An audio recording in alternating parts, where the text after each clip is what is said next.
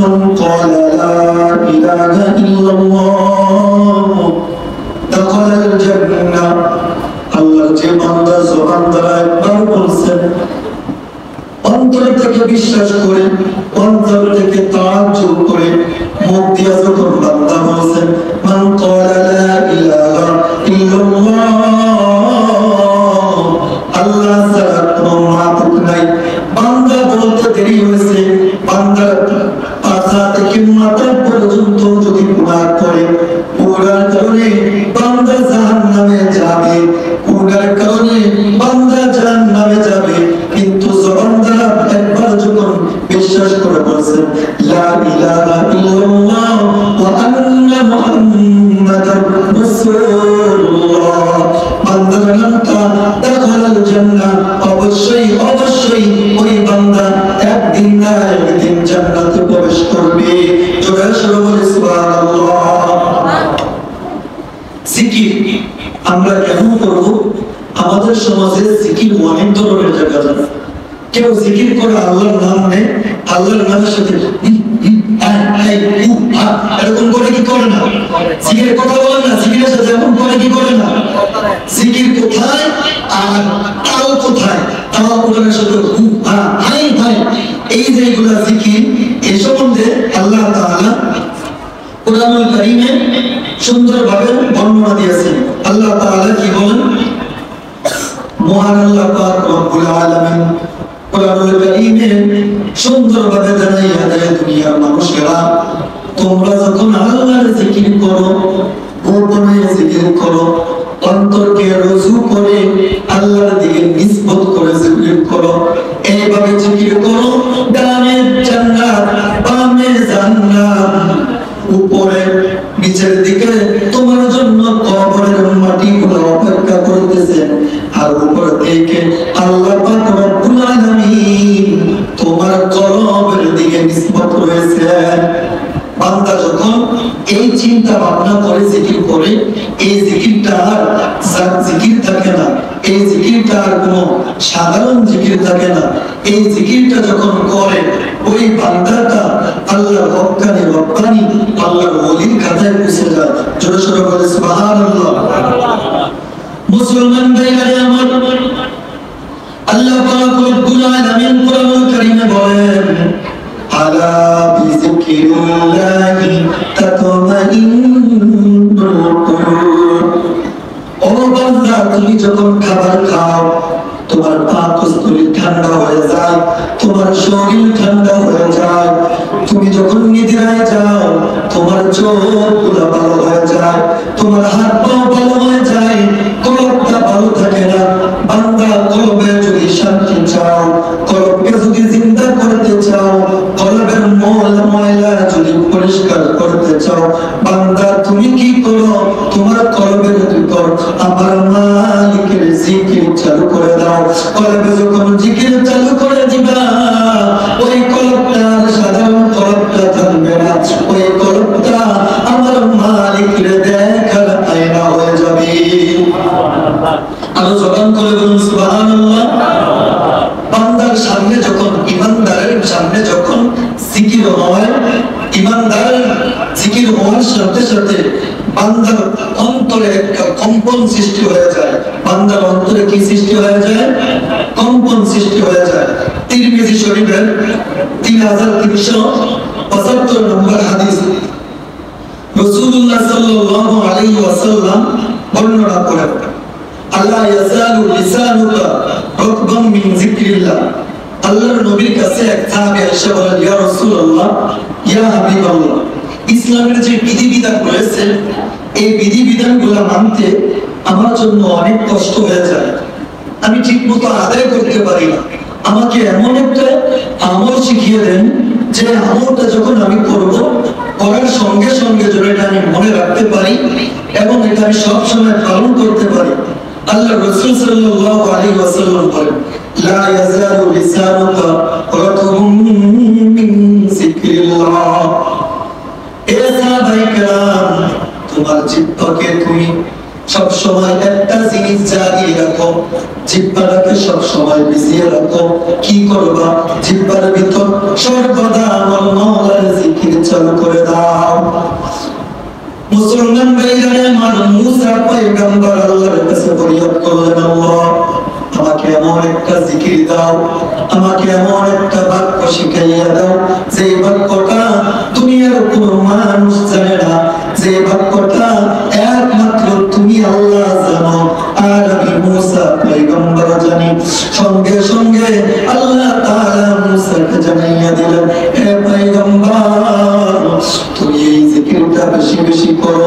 মুসা পয়গম্বর আল্লাহ শিখাইয়া দিলেন, লা ইলাহা ইল্লাল্লাহ। মুসা পয়গম্বরকে যখন আল্লাহ এই জিকির শিখাইয়া দিলেন, মুসা পয়গম্বর আল্লাহকে বলেন, আল্লাহ আমি বললাম আল্লাহ আমাকে এমন একটা জিকির শিখাইয়া দাও যে জিকিরটা তুমি আল্লাহ জানো আর আমি মুসা পয়গম্বর জানবো। আল্লাহ তাআলা বলেন, মুসা রে ও মুসা আমার কাছে লা ইলাহা ইল্লাল্লাহ জিকিরের চাইতে আর কোনো বড় দামি জিকির আমি আল্লাহর কাছে নাই। মুসা বলেন, আল্লাহ এটা তো জাতীয় বাক্য জিকির, এটা তো জাতীয় জিকির, এই জিকির তুমি আমার আল্লাহ দিলা। আল্লাহ তাআলা বলেন, মুসা এই জিকিরকে যদি তুমি এক পাল্লায় রাখো আর তামাম দুনিয়ার জিকিরগুলো যদি একদিকে রাখো, তামাম দুনিয়ার যদি ইবাদত একদিকে রাখো, লা ইলাহা ইল্লাল্লাহ যদি একদিকে রাখো, ওই লা ইলাহা ইল্লাল্লাহর ওজনটা পুরো পৃথিবীর চাইতে বেশি ভারী হয়ে যাবে। আল্লাহ তাআলা বললেন, সাহাবী তুমি কি করো, সর্বদা তোমার জিহ্বার ভিতর একটা জিনিস জারি করে রাখো, ওইটার নাম কি বলুন তো? আল্লাহ জিকির।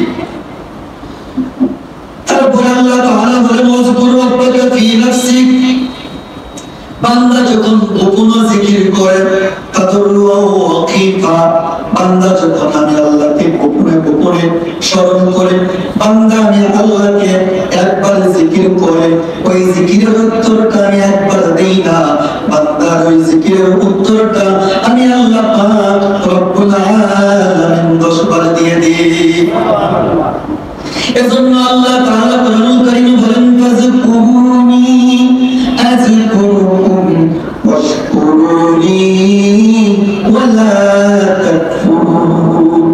বান্দা তুমি জানো না আমি আল্লাহকে তুমি যখন স্মরণ করো, আমি আল্লাহ তোমার ওই স্মরণটা একবার নয় দুইবার নয়, আমি আল্লাহ তাআলা তোমার ওই স্মরণের উত্তর আমি 1000 বার দিয়ে থাকি।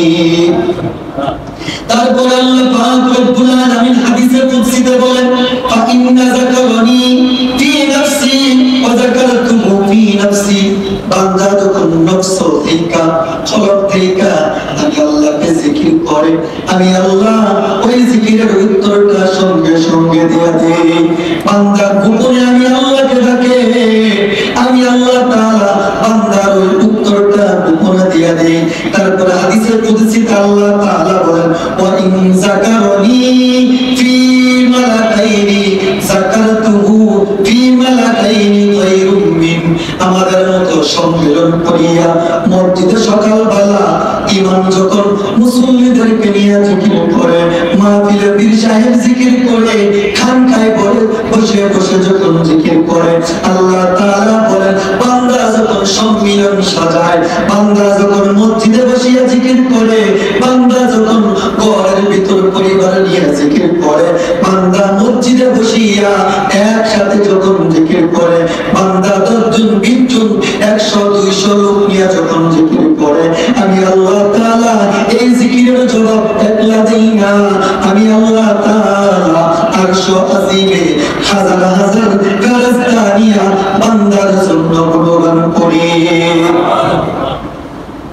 তারপর আল্লাহ তাআলা আরো বলেন হাদিসে কুদসিতে, ওয়া ইন তাকাররাবা ইলাইহি লিশারবিন তাকাররাবতু ইলাইহি জিরাহা, বান্দা যখন আমি আল্লাহর দিকে এক হাত আগায়, বলুন তো কয় হাত আগায়? এক হাত আগায়, আমি আল্লাহ তাআলা বান্দার দিকে 2 হাত আগায়। হাদিসে কুদসিতে আরো বলেন, ওয়া ইন আতানি ইয়ামশি আতাইতুহু হাওয়ালা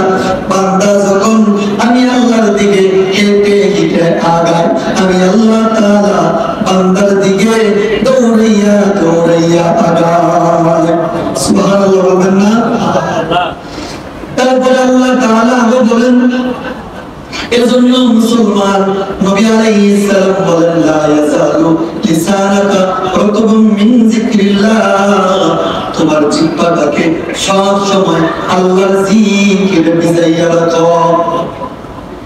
আল্লাহ তাআলা কুরআনুল কারীমে অসংখ্য জায়গায় জিকিরের বর্ণনা করেছেন, আর আমার আল্লাহর নবী বলেন, আফদালু যিকরি লা ইলাহা ইল্লাল্লাহ, এই পৃথিবীর ভিতর যতগুলো ইবাদত আছে সমস্ত ইবাদতের মধ্যে, সমস্ত জিকিরের মধ্যে উত্তম জিকির হইল লা ইলাহা ইল্লাল্লাহ। তিরমিজি শরীফে 3375 নম্বর হাদিস তেলাওয়াত করছি। এবার একই অধ্যায় 3376 নম্বর হাদিসে আল্লাহ রাসূল সাল্লাল্লাহু আলাইহি ওয়াসাল্লাম বলেন, أن رسول الله صلى الله عليه وسلم سئل أي العبادة أفضل درجات عند الله يوم القيامة। আবু সাঈদ খুদরি রাদিয়াল্লাহু তাআলা আনহু বর্ণনা করেন, ইয়া রাসূলুল্লাহ, ইয়া হাবিবাল্লাহ, আমাকে এমন একটা ইবাদত জানাইয়া দেন যে ইবাদতটা কিয়ামতের দিন সবচাইতে মর্যাদাবান হয়ে যাবে, সবচাইতে দামি হয়ে যাবে, যে ইবাদত কালামে ওই মানুষগুলা আল্লাহর কাছে দামি হয়ে যাবে। নবী আলাইহিস সালাতু ওয়াস সালাম বলেন, ফাকালা রাসূলুল্লাহ আযাকিরুল্লাহ কাসীরান ওয়া যাকিরাত, কিয়ামতের দিন ওই মানুষগুলা সবচাইতে দামি হয়ে যাবে, ওই মানুষগুলা সবচাইতে মূল্যবান হয়ে যাবে, ওই মানুষগুলা কিয়ামতের দিন নিজের মাথাগুলো উঁচু করে দাঁড়াইবেন। সাহাবায়ে কেরাম যখন বললেন ওই মানুষগুলা কারা, নবী আলাইহিস সালাতু ওয়াস সালাম বলেন, আয-যাকিরুনাল্লাহ কাসীরান ওয়া যাকিরাত, ওই সমস্ত নর এবং নারী যারা যখন রাস্তায় চলে ওই সময় তাদের কলবটাকে, জিহ্বাটাকে আল্লাহর জিকির করে ভিজিয়ে রাখে, গাড়িতে চলে আল্লাহর জিকির করে জিহ্বা ভিজিয়ে রাখে, মসজিদে বসে থাকে আল্লাহর জিকিরে জিহ্বাটাকে ভিজিয়ে রাখে, ঘরের ভিতর থাকে ওই সময় আল্লাহর জিকির করে জিহ্বাটা ভিজিয়ে রাখে। আল্লাহ পাক রব্বুল আলামিন ওই মানুষগুলোকে কিয়ামতের দিন সবচেয়ে মর্যাদাবান বানিয়ে দিবে। আর সুবহান বলে সুবহানাল্লাহ। তিরমিজি শরীফের 3377 নম্বর হাদিসে আল্লাহ রাসূল আরেকটা বর্ণনা করেন, হযরত দাউদ রাদিয়াল্লাহু তাআলা বর্ণনা করেন, আনিন নবী সাল্লাল্লাহু আলাইহি ওয়াসাল্লাম, আলা উনাব্বিউকুম বিগাইরি আমালিকুম, ইয়া রাসূলুল্লাহ, ইয়া হাবিবাল্লাহ, আমাদেরকে সাহাবায়ে কেরামদেরকে নবী আলাইহিস সালাম বলেন, ও সাহাবায়ে কেরাম, আমি কি তোমাদেরকে এমন একটা আমল শিখিয়ে দেব না যে আমলটা করলে আল্লাহ তাআলা বান্দাকে 3টা মর্যাদা দিবেন? বলুন তো কয়টা মর্যাদা দিবেন? আরো জবান খুলে বলুন কয়টা মর্যাদা দিবেন? নবী আলাইহিস সালাতু ওয়াস সালাম বলেন, বান্দা যখন ওই আমল করে, এক নম্বরে আল্লাহ তাআলা ওই বান্দাকে সবচাইতে উত্তম আমলের অধিকারী মর্যাদা বানাইয়া দিবেন। জবান খুলে বলি সুবহানাল্লাহ। দ্বিতীয় নাম্বার, ওই আমলটা আল্লাহর কাছে অধিক প্রিয় এবং পবিত্র হয়ে যাবে। তৃতীয় নাম্বার, যে ব্যক্তি এই আমলটা করবে ওই ব্যক্তিটা আল্লাহর কাছে সবচাইতে বেশি মর্যাদাবান হয়ে যাবে। সাহাবায়ে কেরাম বললেন, ইয়া রাসূলুল্লাহ, ক্বালু বালা ইয়া রাসূলুল্লাহ, আমরা তো এমন একটা আমল চাই, আপনি আমাদের ওই আমলটা জানিয়ে দেন। নবী আলাইহিস সালাতু ওয়াস সালাম বলেন, যিকরুল্লাহি তাআলা, ওইটা হইল আল্লাহ পাক রব্বুল আলামিনের জিকির। জোরে সোরে বলি সুবহানাল্লাহ। আর জবান করে বলি সুবহানাল্লাহ। আল্লাহর জিকির, আল্লাহর জিকির বান্দা যখন কলবে যাকির চালু করে দেয়, ওই বান্দাটার সাধারণ মানুষ থাকে না, ওই বান্দাটার নামটা আল্লাহ তাআলা ইমানি রব্বানি আল্লাহর ওলির খাতায় তুলে দেয়। জিকির কেমনে করবেন? জিকির করা আমি আপনি চলতেছি, মানুষ দেখতেছে, আমাকে জিকির করানে ওরা বলবে, এরকম তামান্না যদি কারো থাকে, ওই জিকির গুলা শুধু দুনিয়াতেই থাকবে, ওইটা আল্লাহর কাছে পৌঁছাবে না। জিকির করেছেন হযরত বেলাল রাদিয়াল্লাহু তাআলা আনহু, বেলাল রাদিয়াল্লাহু তাআলা আনহু ওনার কোনো দাম ছিল না। আফ্রিকার মানুষগুলা যতটা কালো তার চাইতে আরো বেশি কালো ছিল হযরতে বেলাল। বেলালের পুরাটা শরীর কালো ছিল, শুধুমাত্র চোখগুলা দেখা যাইত। উমাইয়ার গোলাম ছিল, উমাইয়া ছিল তার মনি। বেলাল রাদিয়াল্লাহু তাআলা দুনিয়ার মানুষকে শিক্ষা দিচ্ছেন। নামাজের শিক্ষা যখন বেলাল পাই নাই, রোজার শিক্ষা যখন বেলাল পাই নাই, উপরে যাইয়া আল্লাহর নবীর কাছে কালিমা পড়ে নিছে, লা ইলাহা ইল্লাল্লাহ ওয়া আন্না মুহাম্মাদুর রাসূলুল্লাহ। জবান খুলে বলে আল্লাহু আকবার। বেলাল রাদিয়াল্লাহু তাআলা ওই সময় আযাদ হন নাই। উমাইয়া কাফেরদের সর্দারদের ভিতরে একজন ছিল উমাইয়া, উনি তার কৃতদাস ছিলেন। বেলাল রাদিয়াল্লাহু তাআলা উট দুম্বা বিভিন্ন জিনিসকে লালন পালন করতেন। ওনাকে যখন উমাইয়া রাতের আধারে উট দুম্বা রাখতে দিলেন, বেলাল রাদিয়াল্লাহু তাআলা দুম্বাগুলোকে ঘাস খাওয়ায়। আপনি দেখবেন মানুষ যখন টিবল চাপায়, বলুন তো টিবল থেকে কি আসবে? পানি আসবে। আপনি সব সময় যখন মানুষকে গালি দিবেন, সর্বদা আপনার মুখ থেকে কি আসবে? জিকির, গালি আসবে।